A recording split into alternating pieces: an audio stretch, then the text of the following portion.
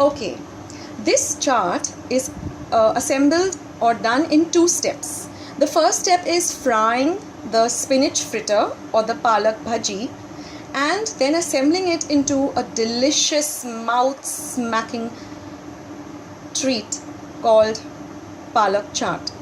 So the first step, what we require for the first step is some fresh, green, clean palak or spinach leaves. What I have done is I've washed them and then soaked them in salt water for about 5 minutes and then again thoroughly washed them.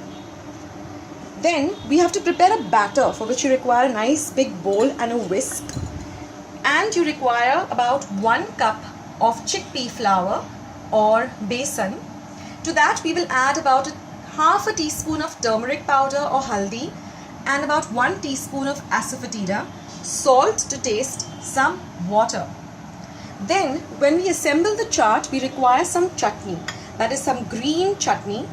For this green chutney, I've taken some fresh coriander, again soaked it in salt water and then given it a thorough wash. Then I put that into the blender along with 3 green chilies, 3 to 4 flakes of garlic. We don't want to put too much garlic because then it gets overpowered with a garlicky taste and becomes extremely pungent. Then about half an inch of ginger, salt to taste and the juice of 1 lemon. The lemon juice helps it to retain its beautiful green color. Then I have taken some tamarind chutney too.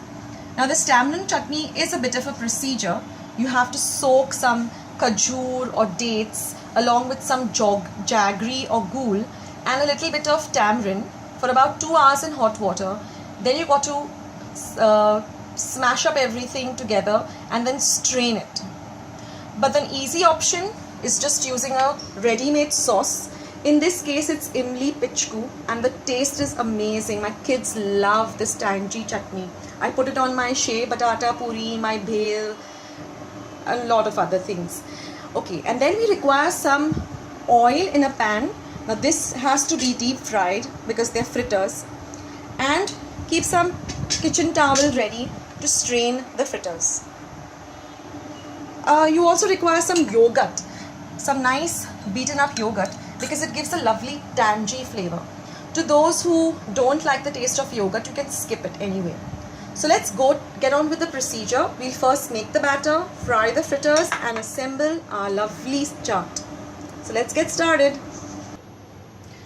So we'll start with making the batter. And a good thing to do at this time is also to turn on your gas, because we want your oil to be nice and hot for frying the fritters. So get your oil hot on a medium flame. Don't heat it on a high flame. Now in our mixing pot, we will take 1 cup of chickpea flour, also known as besan locally in India.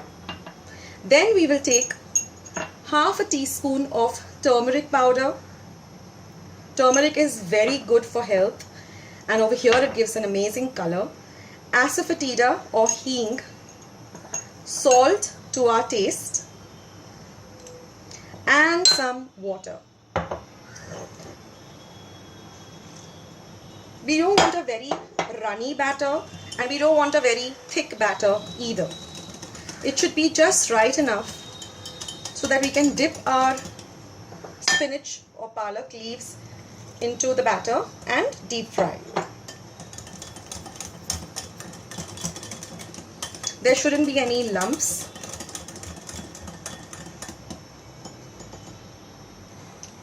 Now, a very good trick I've learned from my mother-in-law to get some crispy bhaji or fritters is when your oil is nice and hot, you take about this much of it and temper your batter. This really makes your fritters very, very crispy. In fact, this trick is used to make batata vada or batata bhaji or basically any type of fritter. But to get the crispiness, you got to put this oil in.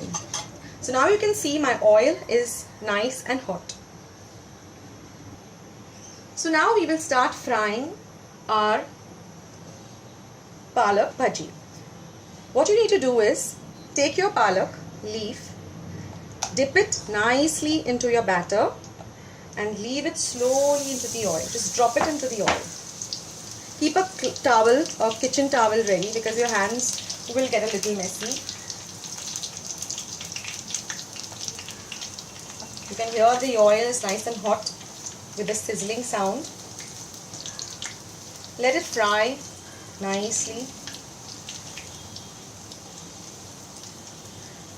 When it starts getting a little golden brown, you can flip the leaf.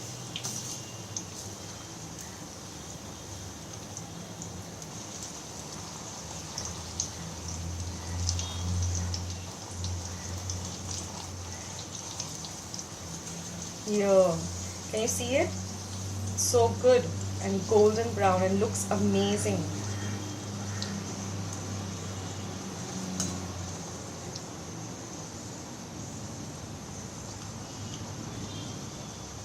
You can hold it down into the oil so that it gets evenly cooked.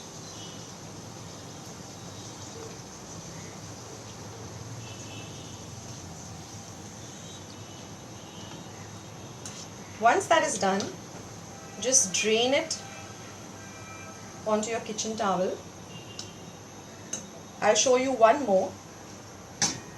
Take your leaf, dip it evenly so that it gets coated in the batter, and drop it into the hot oil.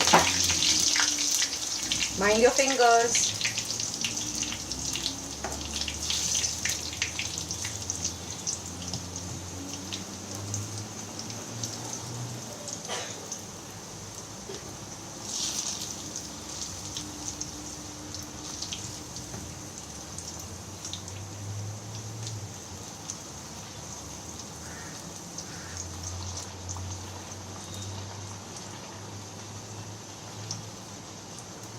And if you find that the oil is really, starting to smoke, just turn your flame a little low. Never fry on a high flame because it remains raw from the inside and it really doesn't taste that good when it's, not properly cooked. So this is the second one. Let me fry some more and then we can go to the assembling of the chaat.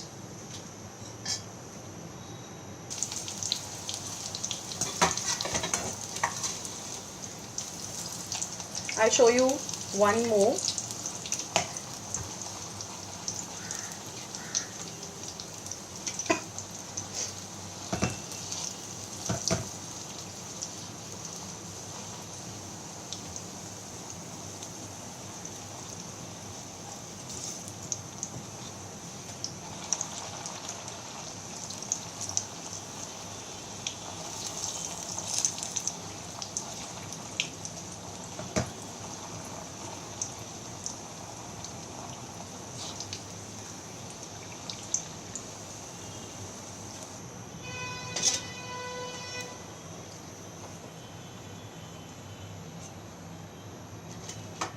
And now we will assemble it. So let's start assembling our chaat. First we will take our bhaji. You can take about 4 per person. Then you will evenly spread the green chutney, seeing that each leaf is coated with the chutney.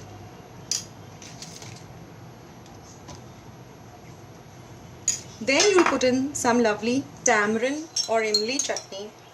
Actually a lot of it because it really gives a lovely taste.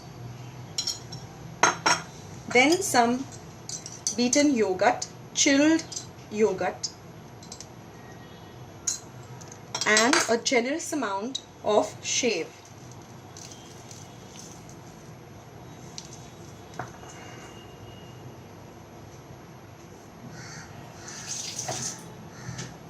And there you have it. Doesn't it look delicious? Well, if you like this recipe, please let me know by pressing the thumbs up button on the channel, and do subscribe to my channel.